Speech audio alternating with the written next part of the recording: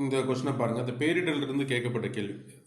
2017 November December மாதங்களில் கேரளாவை பேரழிவு ஏற்படுத்திய தமிழ்நாடு மற்றும் கேரளாவை பேரழிவு ஏற்படுத்திய சூறாவளியின் பெயர் கேட்டிருக்காங்க. ஒக்கி புயல் அப்படிங்கிறது தான் ஆன்சரு.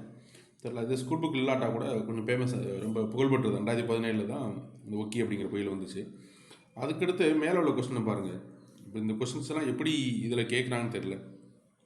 அதாவது இந்த விரிவாக்கத்தை கேட்குறது ஓகே, இங்கிலீஷில் கொடுக்குறப்ப சரிதான் சொல்லலாம். இது ஆக்ஷன் அத்தாரிட்டி அப்படிங்கிறது ஆக்ஷன் கொடுத்துருக்காங்க, சரின்னு கண்டுபிடிக்கலாம், ஒன்றும் பிரச்சனை இல்லை. இங்கே வந்து என்ன கேட்டி அப்படின்னா, இங்கே கொடுத்துட்டு இப்படி ஸ்டேட் இதெல்லாம் இந்த வார்த்தைகள்லாம் ஸ்டேட் எஸ்டி இதெல்லாம் இருக்குமா, செயல்பாடு அப்படின்னு கொடுத்துருக்காங்க, ஆணையம் அப்படிங்க வரணும் போல். அதுக்கடுத்து இந்த பிளான் அப்படிங்கிறதுக்கு திட்டம் கொடுத்துருக்காங்க, இது ப்ராஜெக்ட் இருக்குது, பிளான் வரணும். இதில் ஸ்டேட் டிசாஸ்டர் மேனேஜ்மெண்ட் பிளானுங்கிறத ப்ராஜெக்ட் கொடுத்துருக்காங்க. நம்ம பிளான் ரெண்டையுமே பிளான் தான் சொல்லுவோம்.